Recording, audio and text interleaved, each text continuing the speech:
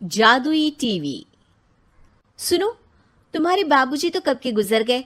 अब उनका जो सामान है वो पड़े पड़े कबाड़ा हो रहा है। बेच ही दो, कुछ पैसे आ जाएंगे। बात तो सही है। अगले संडे फुर्सत में यही करेंगे।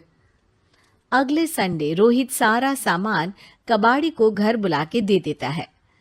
तभी उसकी नजर बाबूजी की पुरानी टीवी पर जाती है, जो इतने सालों तक कूड़े में पड़ी थी, फिर भी चमचमा रही थी। टीवी तो देखो, जैसे एकदम नई हो। हाँ, बाबूजी को टीवी देखना बहुत पसंद था। उनका सपना था कि वो टीवी पे आए।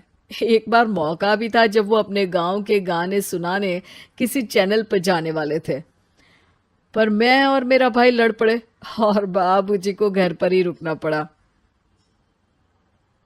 चला के देखें क्या? हाँ हाँ, क्यों नहीं, देख लेते हैं। पर शायद ही चले। बाबूजी ने उस लड़ाई के दिन के बाद टीवी देखना ही छोड़ दिया था। टीवी चालू करने के लिए उसमें केबल वायर लगा दिया जाता है। एक न्यूज चैनल चालू हो जाती है। स्वर्ग की सीढ़ी के रास्ते हैं तीन, तीनों के तीन रास्ते हैं संगीन। पहला रास्ता है सांप की बीन, दूसरा रास्ता घर में बिछा कालीन, तीसरा रास्ता कलकत्ता से चीन। ये क्या बकवास खबर है, कुछ अच्छा लगा दो। अरे आप बोलो तो सही, कोई अच्छी खबर सुना देता हूं। मेरा तो काम ही खबर देना है। अरे बाप रे, टीवी बात कर रही है। हाँ, ये न्यूज वाला मुझसे। हाँ हाँ, आपसे ही तो बात करूंगा ना, आपके घर में हूं तो। अरे, ये सपना है क्या? तुम हमसे बात नहीं कर सकते? अरे सपना नहीं भाई साहब, ये टीवी जादुई टीवी है। बोलो, क्या खबर सुननी है, वरना ब्रेक लेने का टाइम आ जाएगा। सुप्रिया घबरा के टीवी बंद कर देती है। वो क्या था? अरे एक बार और चालू करके देखे, फिर से बात करेगा तो चैनल बदल देंगे। सुप्रिया फिर टीवी चालू कर देती है। अरे ऐसा कोई मुंह पे टीवी बंद करके जाता है क्या? मुझे बुरा लगा आपका नेचर। चाय पानी तो पूछो। सुप्रिया टीवी के बटन से चैनल बदल देती है। अब टीवी पर एक फिल्म चल रही है। अरे ये तो सूर्यवंशम है ना? हाँ, और ये ठाकुर को जहर की खीर दे दी और उसको पता भी नहीं है। ए भाई, खीर मत पीना, उसमें जहर है, मत पीना। ठीक है महाशय, जैसा आप कहें। हाँ। अरे, आपकी बात मान ली, पूरी पिक्चर ही अब तो बदल जाएगी। मतलब ये सच में जादुई टीवी है?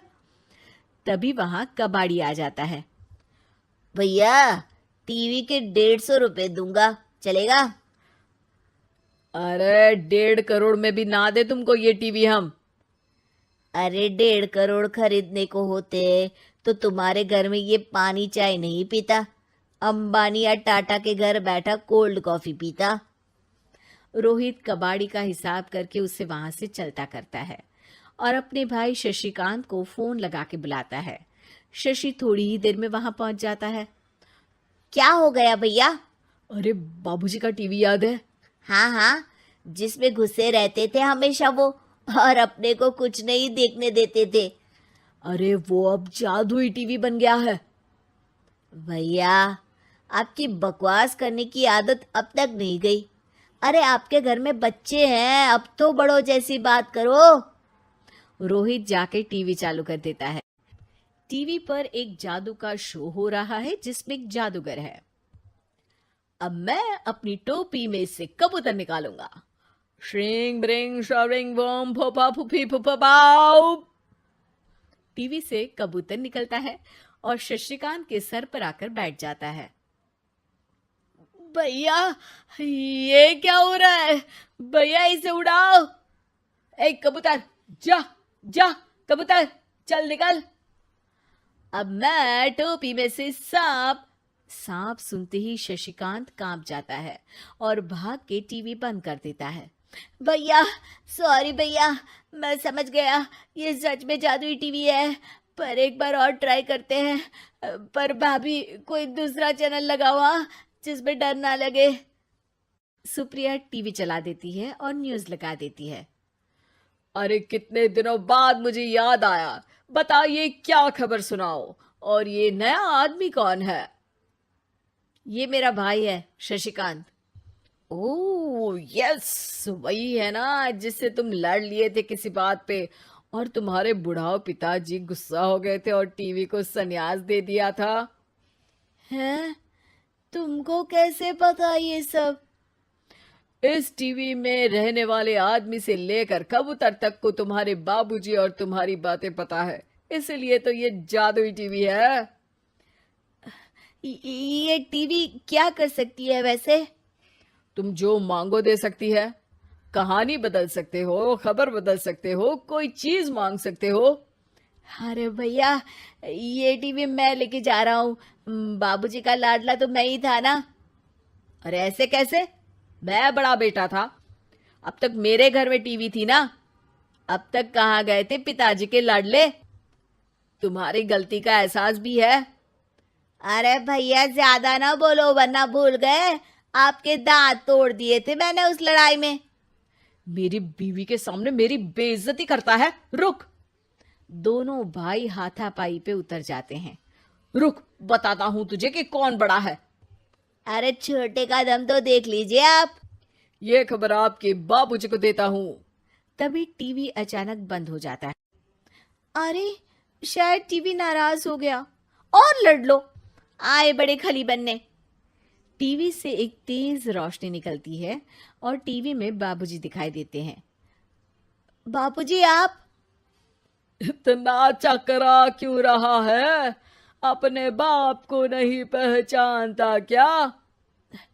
ये तो ऐसा ही है बाबूजी। प्रणाम बाबूजी। अरे चुप कर, तुम दोनों ही उल्टे हो। तुम्हारी वजह से मैंने टीवी में आने के सपने को छोड़ दिया, तुम्हारी लड़ाई की वजह से। और तो और, जितना मैं अपनी बीवी को नहीं देखता था उतना टीवी को देखता था, वो भी छोड़ दिया तुम दोनों की लड़ाई की वजह से। और अब मरने के बाद जब मैंने टीवी को जादुई टीवी बना दिया तो भी तुम इसका फल लेने की जगह लड़ रहे हो। अरे तुम तो लायक ही नहीं हो। अब तुमको बाबा जी का ठुल्लू भी नहीं मिलेगा। बाबूजी चले जाते हैं। टीवी बंद हो जाता है।